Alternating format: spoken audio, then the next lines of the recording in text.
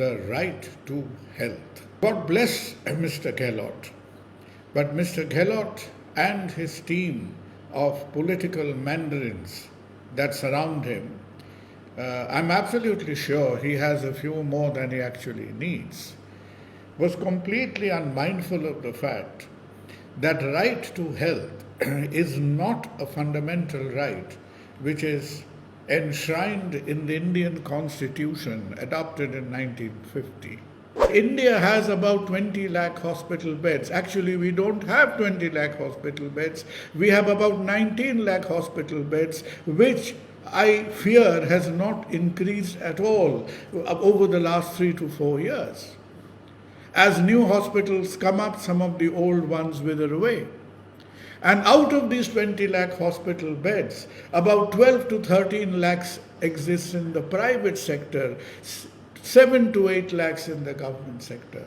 So India has a constitution where both the founding fathers realized and later on we realized that a country that was born out of bloodshed, a country that was born out of a humongous loss of life and displacement of people had hardly, one of the main reasons why Nathuram Godse pumped in 3 bullets into Mahatma Gandhi was the fact that Gandhi had agreed to repatriate some 6 crore rupees, a great sum of 6 crore rupees to Pakistan that would completely make the Indian economy anemic.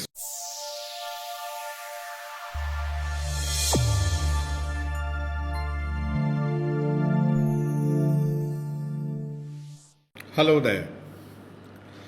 It's not very often that health comes mixed with a sense of humor. And it is very, very sad if that humor is a bit of a sad, narcissistic political humor. Over the last few weeks, we've seen a drama unfold in front of our eyes when Sri Ashok Gehlot, the intimidated Chief Minister of Rajasthan, who, God bless him, is, I believe, facing a tough time, being pinched by Mr. Sachin Pilot probably 10 times a minute, and has his hands full with BJP staring and snarling at him. Elections being round the corner, probably in a few months' time, suddenly got out of the wrong side of bed and came up with a startling discovery that was the right to health. God bless Mr. Gehlot, but Mr. Gehlot and his team of political mandarins that surround him, I'm absolutely sure he has a few more than he actually needs, was completely unmindful of the fact that right to health is not a fundamental right which is enshrined in the Indian Constitution adopted in 1950. The question is, why not? Do you think the great minds led by the likes of Dr. B.R. Ambedkar, who formed the Indian Constitution, had a long list of fundamental rights, from right to life, right to religion, right to property, right to earning a living, and what have you, in the 5 or 6 articles of the Indian Constitution? So do we mean to say that they were completely unmindful of the right to health?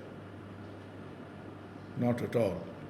They were quite aware of the fact, because between 1946 to 1947-48, as we were separating from Great Britain in the quest of our independence, based on the Beveridge report that was brought out by the Labour Party in 1944-45, there was a tremendous churning, there was a tremendous upheaval going around in Great Britain when Great Britain changed from what we have in India today, this hodgepodge cash and carry type of healthcare, to a national health service.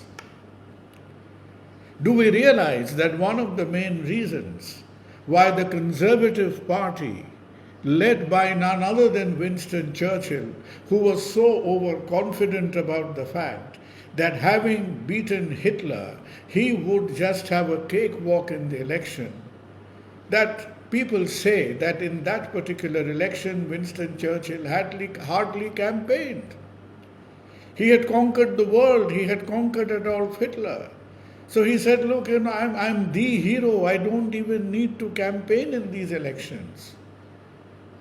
And Labour had a trick up their sleeve. The Labour Party, led by Clement Attlee, they got this civil servant, Mr. John Beveridge, to formulate this report. And Beveridge came out with this blueprint or the draft for an entirely nationalized health system, the NHS, which would completely replace the cash and carry, Harley Street based, out of pocket treatment model, between out of pocket and charity model that was going around in Great Britain in that era. So make no mistake about the fact that this nationalized healthcare, government-funded healthcare, the government taking care of the entire healthcare of a country was not a foreign, unknown, new, alien concept in 1947, 48, 49, 50 at all. And because of the idea of the NHS and the Beveridge report was one of the main factors where Winston Churchill lost that election. Now let's fast forward to Rajasthan in this area. So India has a constitution where both the founding fathers realized, and later on we realized, that a country that was born out of bloodshed, a country that was born out of a humongous loss of life and displacement of people had hardly, one of the main reasons why Nathuram Godse pumped in 3 bullets into Mahatma Gandhi was the fact that Gandhi had agreed to repatriate some 6 crore rupees, a great sum of 6 crore rupees to Pakistan that would completely make the Indian economy anemic. So that was the scale of economic destitution we were facing in that era. We have marched on from that time, but we have not marched on to a state of economic comfort and fluency whereby the state today can take care of the healthcare needs of 140 odd crore people. With all this going around, all this political hoo-ha going around, today you all know about the fact that the state level we at least spend around 1.6, 1.8% GDP on healthcare.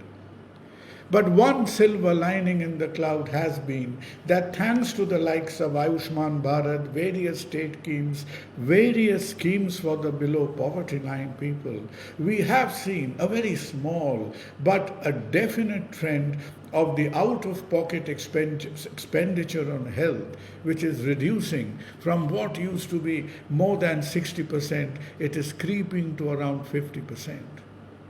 But can you imagine 50% out-of-pocket expenditure on healthcare in a country where you have about still more than 40% people who are somewhere in the grey area of poverty or below poverty status is a punishing fact.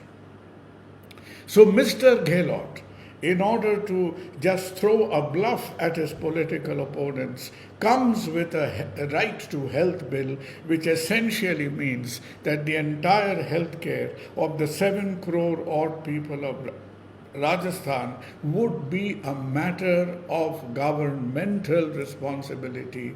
From your inpatient, your outpatients, the pharmacy, from paracetamol to heart surgery, everything is going to be funded by the government, be it in a government institution, in a private institution. It was an absolute fairy tale. Well done, clap, clap, clap. What is the profile of the entire healthcare pie in India today? About 60 to 70% of the entire healthcare disbursed in our country is in the private sector.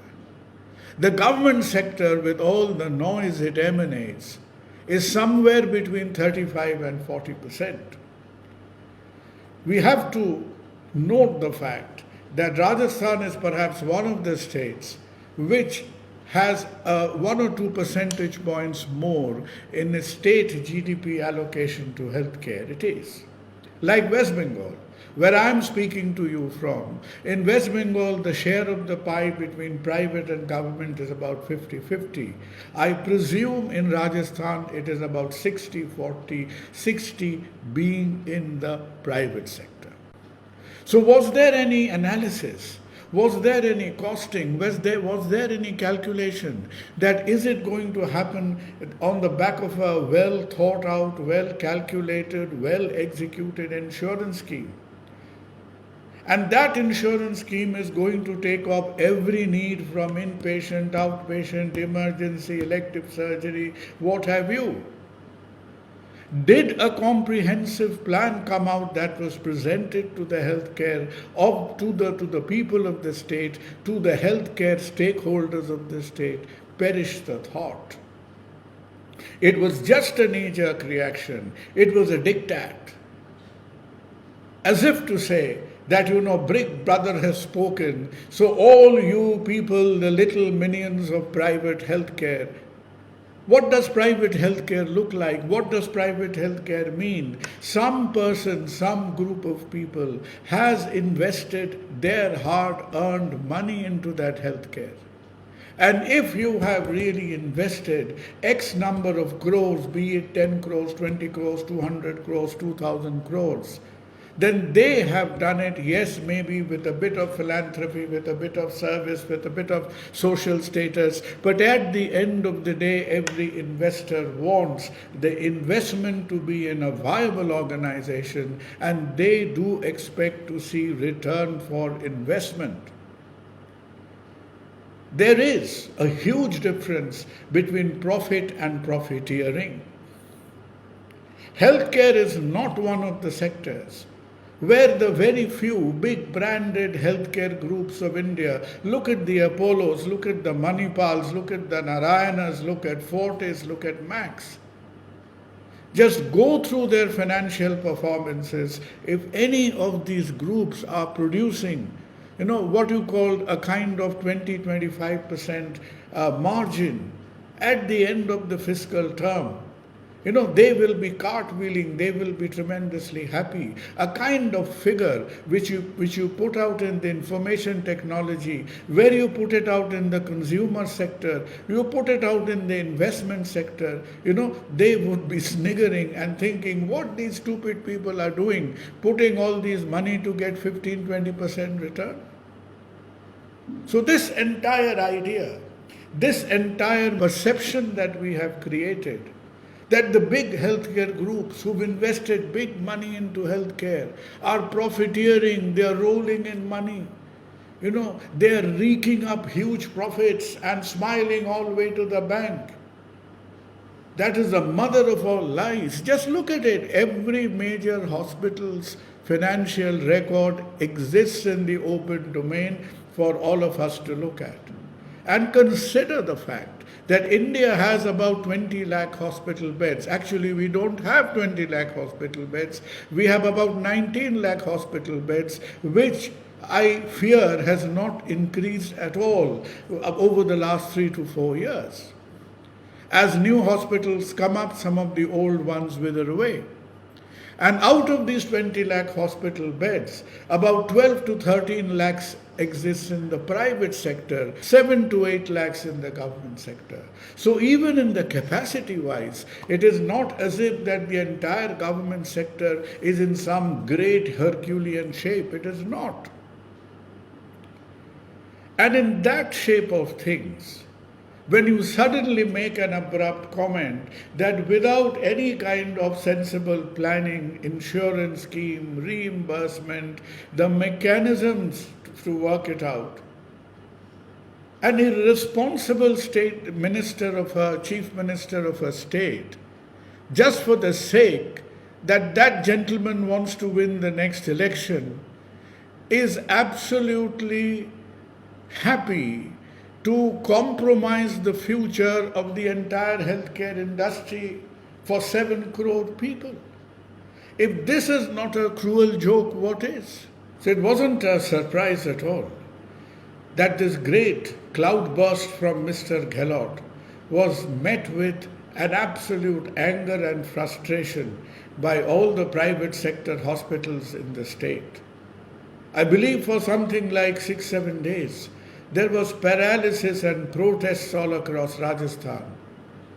But, as far as I have been tracking this situation, one saving grace was that Mr. Gehlot and his bandwagon did not take it to court, because this case would have been thrown out in about 15 minutes. And finally, the resolution was that almost the entire private health sector in Rajasthan was out of this scheme. There was no way they could survive this. But that did not prevent the Rajasthan government from, publishing full-page ads right to health in Rajasthan, probably in each and every newspaper that is published in the country. What a colossal waste of public money. A colossal waste of public money, a constitutional paradox, a flop proposal, a political fiasco that a government of a state advertises by spending crores and crores of public money. Is this the accountability of the Indian political establishment today? And this is a one notch higher than, some great epileptic diktat that came out from the government of Maharashtra somewhere in the recent post-COVID times, when some crazy chap in the government of Maharashtra said that, led by 2.5 bureaucrats, they are going to control in each and every costing structure of the private hospitals in the entire state of Maharashtra. Thank God for the fact that the Mumbai High Court did not waste much time in rubbishing into the dustbin where it rightfully belonged. Maharashtra government was not happy with that. They marched on to the Supreme Court. Supreme Court took probably a day extra, and the Chief Justice himself, he wasn't the Chief Justice then, D.Y. Chandrachud and another justice summarily rejected it, questioning the competence of the government, questioning the intention of the government, and questioning that how will this influence the right of the people in the private sector in healthcare and protect their fundamental right of carrying on their business the way they would want to. And the most easily done thing is create the narrative in people's mind. Private hospitals fleecing people. Private hospitals are like kidnappers, hijackers, dacoits. Doctors in the private hospital, they are like thugs. They are robbing you all the way to the bank. And when you create this kind of childish, naive, puerile narrative with the hope that I will be able to sell this bluff to the people, sadly, we need to remind this group of crazy politicians that India perhaps has marched on a little bit higher in the scale of intellectual maturity than to give in, believe, and succumb into these naive narratives. Do keep it in mind that when we say 12 lakh hospital beds in the Indian healthcare is in the private domain, we need to remind ourselves of the fact, number one, that all the big corporate chains you see in India today, they are big, they are visible, they are branded, they look gorgeous, glamorous, doing great work. But all of them put together is less than 10% of India's healthcare. 90% of India's healthcare lies with the small and the medium scale people. 90% of India's healthcare lies with the mom and pop nursing homes. 90% of India's healthcare lies with the 50 to 70 bedded establishment you have distributed in the suburban and in the tier 2, tier 3 towns.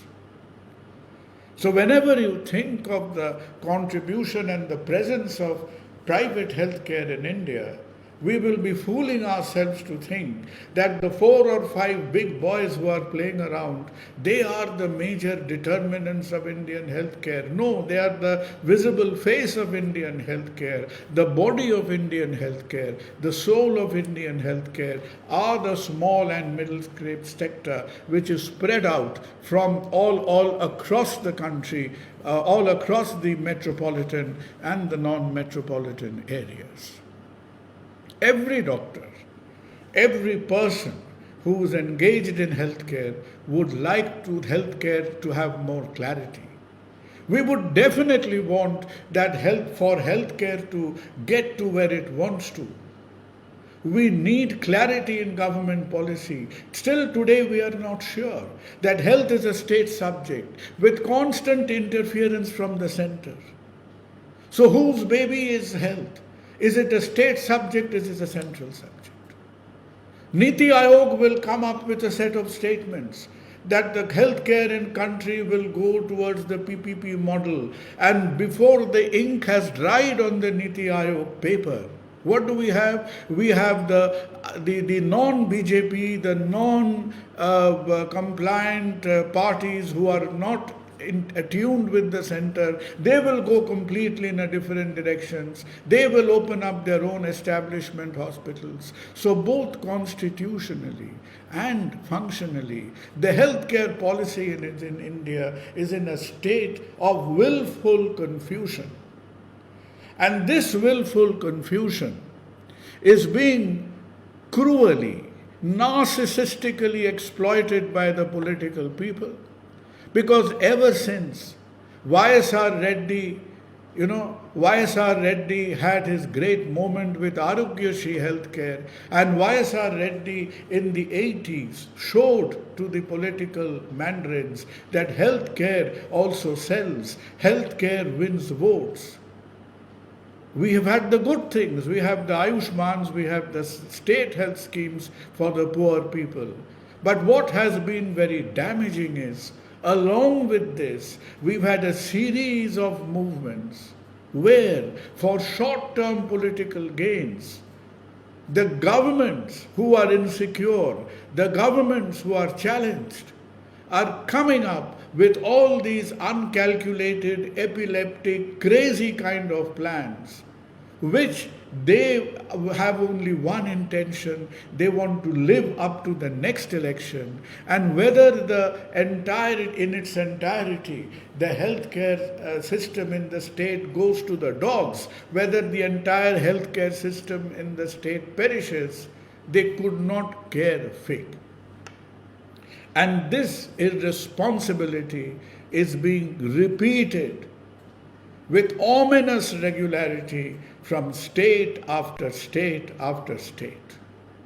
Thank God for the fact that we have the high courts and the Supreme Courts who now and again are kind of turning the knob in the right direction and keeping this cancerous political populism under control. Make no mistake about the fact that every doctor would be happiest if tomorrow morning we had a viable, uniform healthcare system for the whole country. We would be the happiest if the government was to devise an insurance scheme which gives viable rates across the sector.